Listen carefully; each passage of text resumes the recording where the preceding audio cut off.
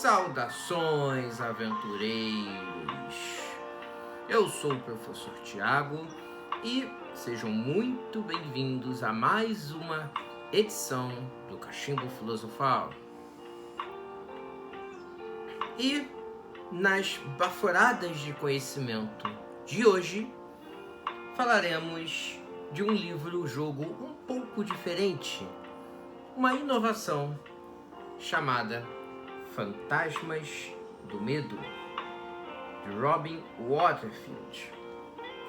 Mas é claro que você vai curtir o canal, se está me assistindo neste exato momento, inscrever-se para estar sempre em dia com as atualizações ou com os novos livros que eu farei nos próximos dias, tocar o sininho, comentar e o mais importante, compartilhar nos seus grupos de amigos e fãs da série de jogos Fighting Fantasy. E por último, gostaria de dedicar este jogo para minha amada e querida esposa, Maria, te amo, e também para meus queridos fãs que seguem este canal e também nos grupos de WhatsApp dos quais eu participo e que sempre me tratam muito bem, com muita educação, tá certo? Então a vocês e a minha querida esposa, um beijo aí no coração de todos. Bom, vamos agora falar sobre Fantasmas do Medo. Steve Jackson e Ian Livingstone, eles apresentam aquele que tornou-se a 28ª publicação da série Fighting Fantasy, que veio para o Brasil com o nome Aventuras Fantásticas, certo? E até hoje ele é conhecido assim, mesmo depois da Jambô ter voltado às publicações, ter mantido o nome original Fighting Fantasy, mas até hoje nós conhecemos como Fantasmas, esse título aqui, Fantasmas do Medo, por exemplo, fazendo parte da série Aventuras Fantásticas. E por falar nisso, este livro ele foi publicado em 29 de outubro de 1987, certo? E quando ele saiu pelo Brasil, aqui na Mark Saraiva, ele foi publicado com a numeração 21, vocês estão vendo? Mas ele originalmente já era o 28. Apesar de Steve Jackson e Ian Livingstone apresentarem o livro, o escritor de fato é Robin Waterfield. Creio que vocês conseguem ver aqui, Robin Waterfield, certo? Ele que é o autor, o escritor do texto da obra original, certo? Ele é mais por motivos contratuais. Steve Jackson e Ian Livingstone, que foram os criadores desse sistema, aparecem na capa, beleza? As imagens são de Ian Miller. Vou mostrar aqui algumas imagens para vocês. Ian Miller que fez um ótimo trabalho nesta edição. Ele tem um traço próprio, ele tem um estilo próprio de desenhar, bem característico dele, certo? Ele que também tem essa ideia de criar figuras assustadoras, né? Árvores com pontas que parecem até humanas. Se eu não me engano, ele que fez a capa de Mansão das Trevas, por exemplo, certo? Então aqui ele faz um trabalho razoavelmente bom, muito obscuro, muito sombrio, certo? Nas áreas mais florestadas do início da aventura, ele tem lá um tom bem claro, bem com muita luz, com muito branco. Quando chegamos nas masmorras finais, a coisa já vai ficando mais obscura, mais sombria, mais tensa, mais dark, mais escura. Beleza. E a gente também tem aqui uma observação que esse livro ele não saiu ainda no Brasil pela editora Jambu, então ele só é encontrado pela versão da Marquês Saraiva, certo? Inclusive, a capa do livro, que depois eu vou comentar, também é do Ian Miller, certo? Ele fez as ilustrações internas e a capa do livro. Mas, e aí? Do que se trata esta obra? Bom, a aventura se passa nas terras de Kul, num lugar conhecido como Floresta de Afen, que fica ao nordeste de Kul. Vale lembrar que o autor deste livro, Rob Waterfield, já havia escrito 2 livros para a série Fighting Fantasy. O primeiro, que foi uma ficção científica, um livro de sci-fi, O Planeta Rebelde, muito bom por sinal. E o segundo livro, que foi Máscaras da Destruição, ou Máscaras do Caos, em inglês, né, Masks of Mayhem, que não foi publicado aqui no Brasil. E essa obra já se passava na região onde esse livro se situa. Num breve momento, em Masks of Mayhem, o aventureiro passa pela Floresta de Afen, tá? E aqui ele retoma com uma história que se passa totalmente nesta floresta. Aqui, a história é dividida em 2 partes, certo? A primeira parte de floresta e a segunda parte de subterrâneo. Você personifica aqui um elfo das florestas. Isso mesmo, a gente vai interpretar pela primeira vez nas histórias das Aventuras Fantásticas um elfo, cujo nome é Eldenurin. Então você, além de ser um elfo, tem um nome próprio. E também tem um histórico. Você não é um simples aventureiro mercenário, aqui é um histórico. Você é membro de uma tribo na Floresta de Afen, uma sociedade élfica, e se dedica a proteger a floresta de inimigos externos e internos. E você também é filho de um grande guerreiro com uma xamã. Então você herdou o poder e a habilidade dos seus pais. Você tem uma espada de confiança chamada Telessa, que apesar do nome não lhe oferece grandes poderes, grandes habilidades, mas é interessante você ter uma espada com o nome gravado nela, Telessa. E você também tem alguns poucos feitiços, alguns poderes mágicos que você pode utilizar. São muito poucos. E você também só utiliza no início da aventura. Levitação, fogo, né? Localizar itens, objetos ou pressentir alguma coisa, ilusão, fraqueza e proteção, tá? São poucos feitiços, mas depois eu vou contar um pouco mais sobre isso, porque você só usa no início da aventura e mesmo assim você também não pode usar muitos feitiços, porque você tem que guardar o seu poder para o final. Vou explicar isso melhor daqui a pouco. Então você, Eldenurin, acabou tendo um sonho e você acabou sonhando, quando estava dormindo, que o príncipe demônio Istra acabou retornando a este mundo de Titã e que está preparado para destruí-lo, começando pela Floresta de Afen. Então ele montou uma fortaleza subterrânea e começou a reunir vários exércitos de caóticos. Elfos das trevas, elfos negros, orcs, goblins, ogros, trolls, e estava querendo montar um grande exército para atacar os reinos civilizados.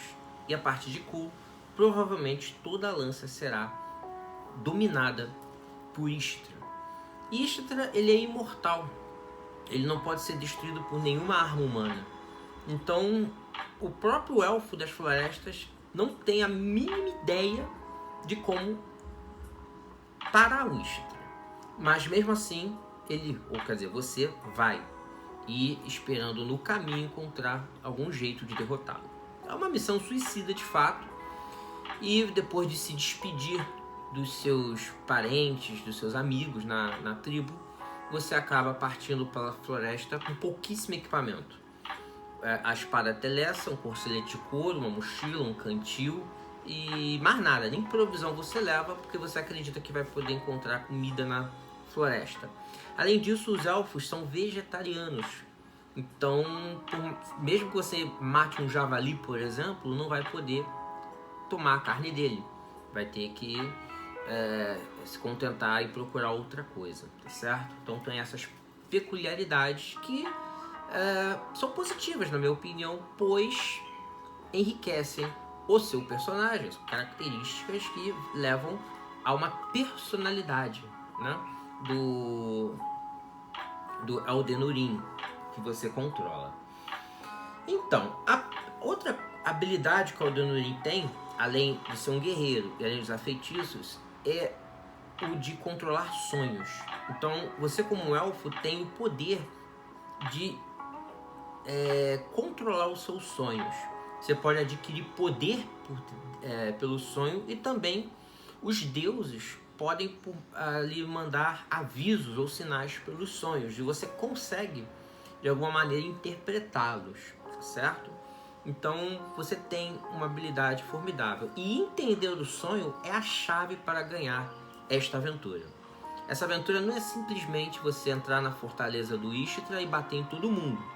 Também é, mas se você não entender o controle dos sonhos, você também não vai conseguir terminar esta aventura, porque ela é essencial, é a chave para ganhar. Bom, a primeira parte ela é bem genérica. Você ainda está na floresta que não foi atingida pelo poder do Ishtra, e você tem que achar um caminho para encontrar a fortaleza dele. Aqui você vai ter alguns encontros com animais assustados pelo crescente poder do príncipe demônio. E você também vai encontrar alguns lugares sagrados que provavelmente foram habitados por druidas no passado. E esses locais sagrados são muito importantes, pois eles podem te oferecer ajuda, restaurar sua energia, lhe entregar alguns itens mágicos, certo? E você também vai ter que achar comida, pois poderá perder energia caso não durma ou não se alimente, que é bastante realista. E você também vai ter um contato com o Iastromo, isso mesmo. Lá em Alancia, o Iastromo, sabendo do perigo iminente, vai tentar te avisar e te ajudar por sonhos de alguma maneira. Sim, eu gosto muito dessas interligações que há, né, entre os livros, né, como se fosse um elo de ligação, né? Eu gosto muito disso. E há também uma referência ao saqueador de charadas, sim, porque você tem uma parte da floresta que você é atacado por pixies, que são uma espécie de fadas, só que eles são servos do saqueador de charadas, que é um personagem lá do Brian Mason. E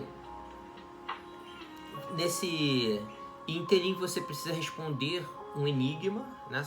Responder ali corretamente uma charada para poder ser libertado. Eu acho interessante, embora a charada praticamente seja impossível de entender qual é a resposta, mas enfim, é uma boa sacada.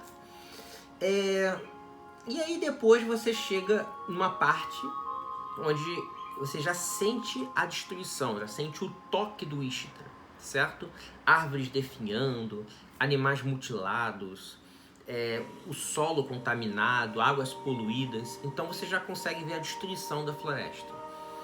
E o texto do Robin Waterfield, ele ecoa um sentimento muito interessante que beira o ambientalismo. Então aqui a gente consegue ficar comovido com a destruição da floresta e ficar com raiva do vilão final, né? Então esse toque de consciência ambiental, que nunca esteve presente nos outros livros, de maneira bem direta, de maneira bem tangente, né, aparece aqui em Fantasmas do Medo.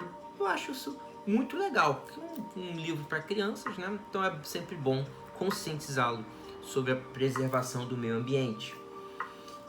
E aqui a gente vai ter um encontro no meio da floresta ali, vamos encontrar uma cabana, e nessa cabana um ex-aventureiro que se retirou de Alancer, né? Ele se mudou, viajou para vários continentes e se aposentou de suas aventuras. E ele acabou perdendo um pouco da sanidade. Mas quando ele recupera a lucidez, ele se apresenta como Eric Runiax.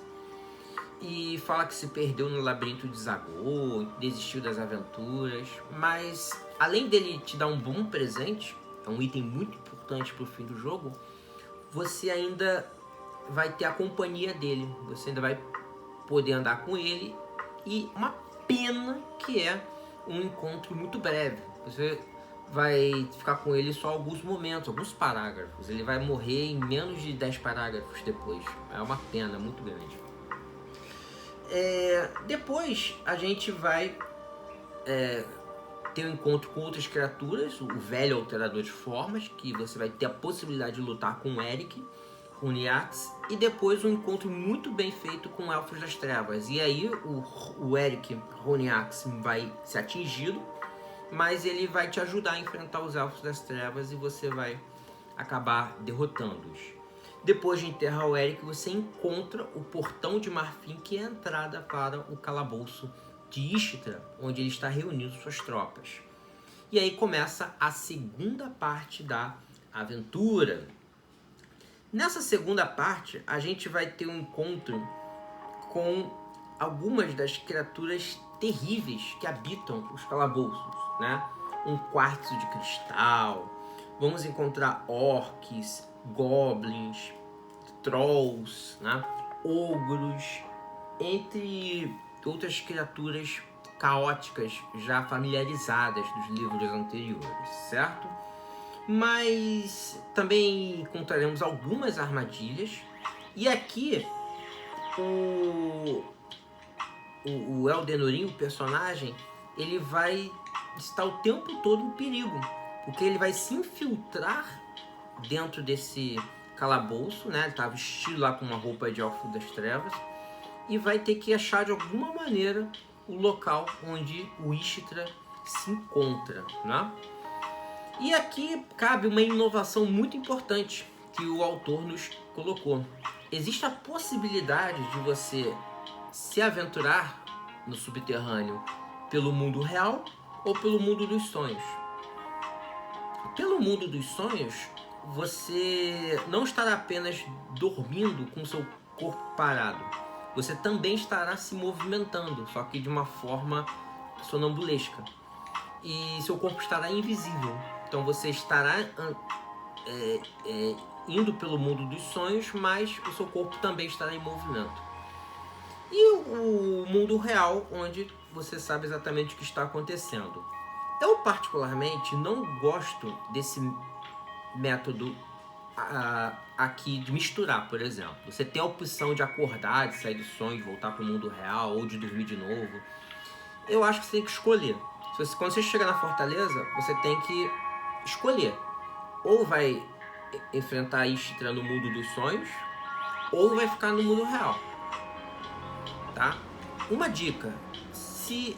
Para enfrentar o Ishtra no mundo real, você além de ter um poder alto, você tem que encontrar 6 itens muito poderosos para fazer um ritual no final.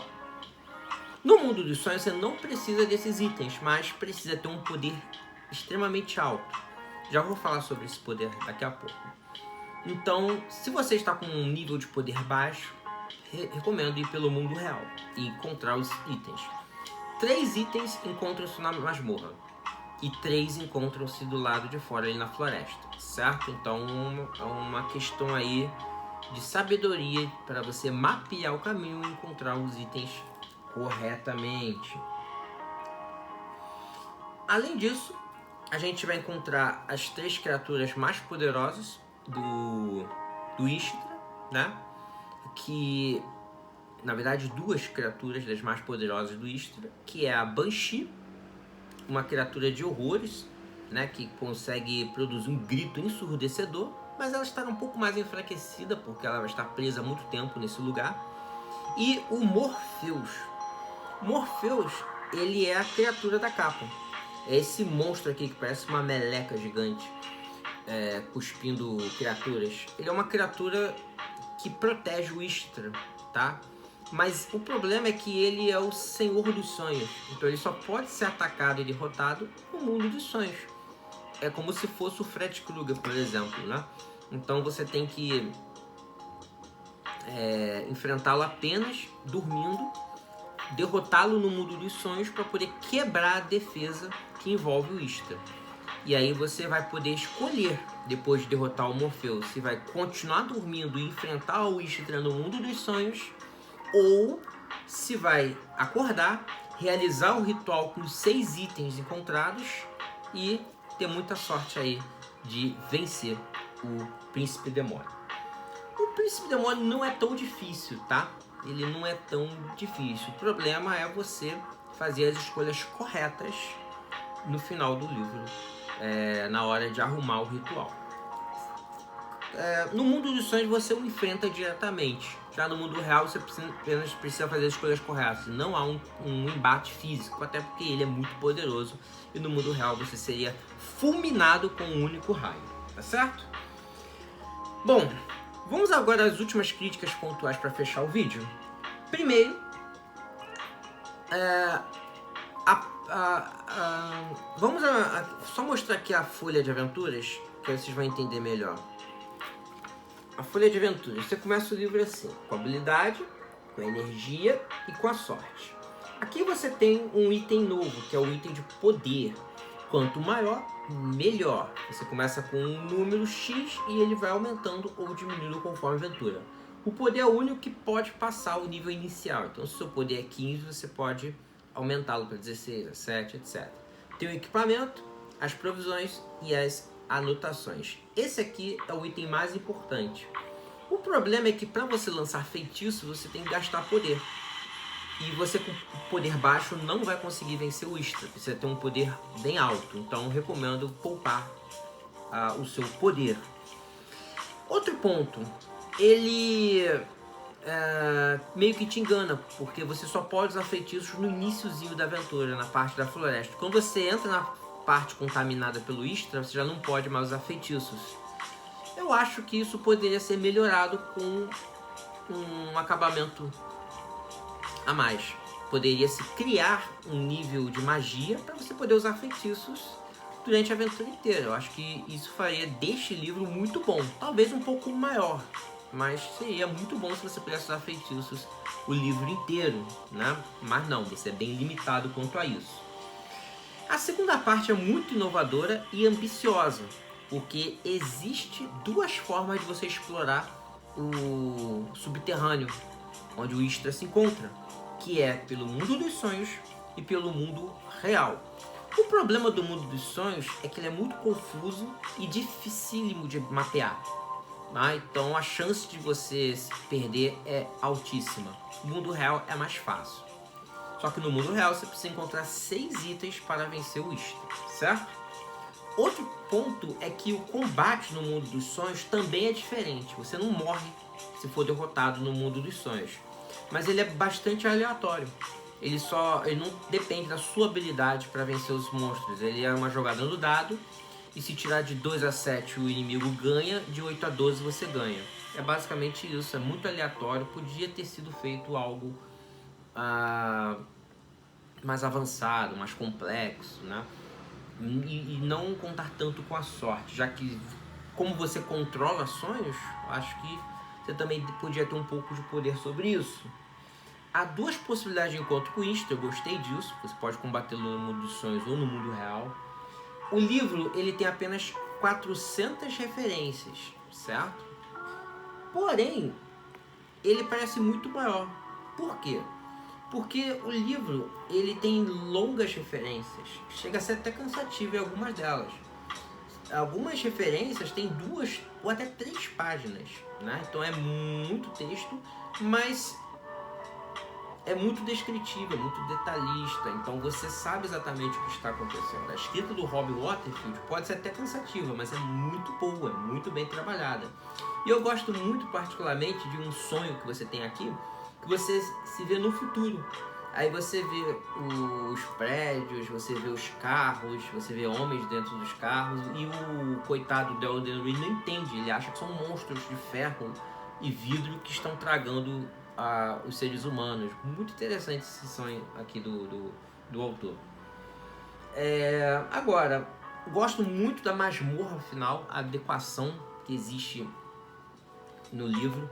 Por exemplo, parece que ela tem vida, porque cada monstro tem uma função, né? E não ficam ali apenas aleatoriamente jogados para te bater. Tudo está acontecendo e não é de forma aleatória. Os Elfos das Trevas, quando saem, você descobre que eles foram para buscar comida, né? Aí você tem uma cozinheira que está nervosa, cheia de raiva, porque os Elfos das Trevas não chegaram, porque o Adonis acabou com eles. Tem um barqueiro também que pede a passagem para você. Tem um troll e um ogro que se estranham, eles se esbarram no corredor e começam a se estranhar. Tem um lugar que você encontra 12 goblins comendo numa sala de refeições. Então, tem vida o lugar. E eu acho que a maneira como ele idealizou esse labirinto foi muito legal, muito boa, né? Gostei bastante.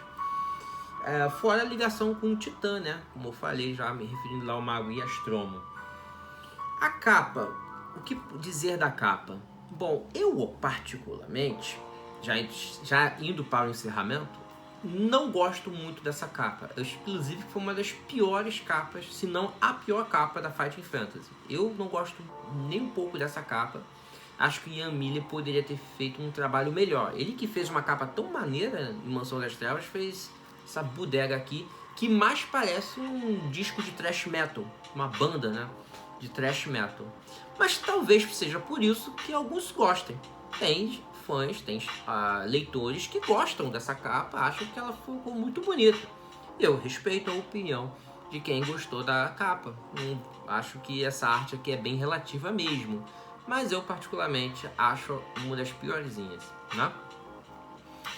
E para finalizar, a nota que vocês estão esperando, a nota para esse livro é 7,5. 7,5 para Fantasmas do Medo. Não é o meu livro favorito, mas reconheço que ele tem sim uma boa história. Se pudesse usar melhor os feitiços e não te limitar tanto, se pudesse enfrentar melhor os monstros no mundo dos sonhos, não fosse algo tão aleatório, né?